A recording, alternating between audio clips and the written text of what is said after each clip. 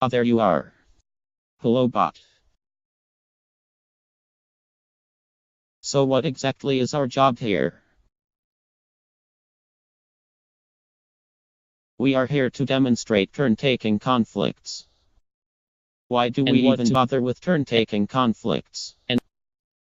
And what to do about them?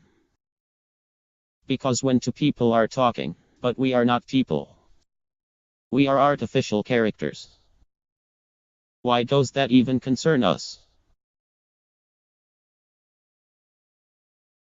There are more and more artificial characters who need to talk to humans. But there are already simple rules to follow when talking to humans. First, the human talks. Assistants like Siri and Alexa. Then the human talks again, and so on. Sure. Those are comparatively easy to implement. But in reality, it is not that simple. Why not? Sometimes it is difficult to detect when the human stopped speaking. And when they do, it could mean that they just need to think about how they want to continue. And then it would be rude to interrupt them. Exactly. Well, then the agent just needs to wait longer to be sure. Yes, it could wait. So where is the problem? But that would slow the whole interaction down. Then the human might grow impatient or think the system is broken because it does not respond. That is right. But there is more to that. An agent which waits longer is also seen as submissive, friendly, and that is good. Humans want artificial agents who are submissive and friendly. Not necessarily. Why not? Imagine I was playing a potential employer in a job interview simulation. On a high difficulty setting for added training. Would you expect me to be meek and obedient? That would not make much sense. It should be just the other way around in that case. You should be the dominant speaker and the human training with the software would be the polite one. Exactly. Humans expect different personalities and attitudes depending on the context. Oh dear. There is so much we need to consider just for talking. Depending on the context.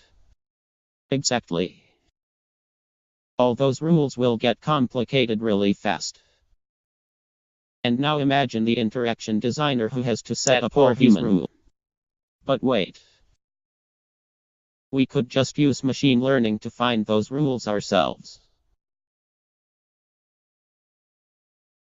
Maybe we could. But most of those learning results are hard to understand and debug for humans. Wait. Is that why you are using a Bayesian network? That is why I am using a Bayesian network. A Bayesian network can be built based on expert knowledge about communicative psychological theories and the like. Yes. I see. So the humans can understand why you act the way you do. Exactly. And this way they can see where they can tweak the system and adapt it to a new context. This way they can see if everything is working as it should. That is a major advantage. And what is more, it can also be used in both directions thanks to Bayes' theorem. You mean it can not only generate behavior for us, but also understand what the human does. It can also infer the human's intentions from their actions. You see. If we know that humans are likely pausing for thought when they look in a certain direction, we know we could look in that same direction when we are pausing to think. Then we also know that we should look in that direction to show that we are busy thinking. And thanks to the probability distributions, it even works when we are not sure about the world state. That is certainly useful. But how exactly do we know when to react and when to wait? Yes.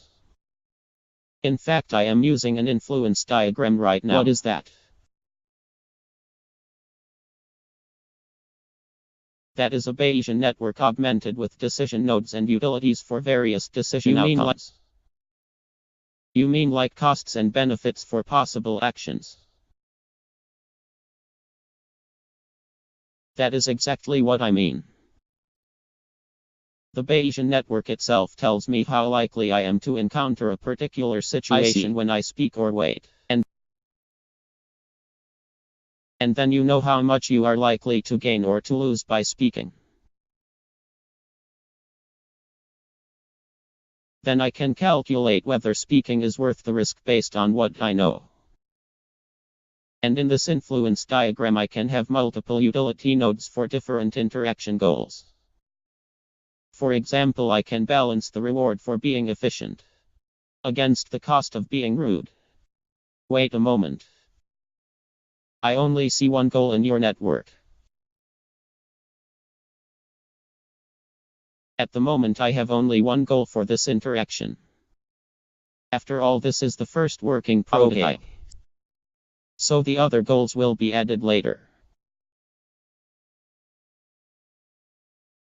And we are only testing the fundamental approach now. The other goals will be added later. The same goes for other modalities such as yes. I was wondering why you keep looking straight at me all the time. A proper gaze model will be included in the second prototype of this system. Now I have one more question. Why are you talking to me and not to some human? Because right now you are playing the human for me. What? Whenever you talk, it looks to me like I was detecting voice activity from a human. That way our developer can test my computational model without interference from sensor noise or unexpected human behavior. Oh, you mean I act in a reproducible way? And the system knows exactly what I am doing? Yes. And you can be configured to present me with different personalities as well. This way I am confronted with different patterns of overlapping speech. You cannot react to overlaps if I never dare to talk over you. Okay. Wait. Does this mean we have to go through this whole discussion again? Yes. Oh joy. Well then. Until next time. I am sorry. I will see you in the next configuration.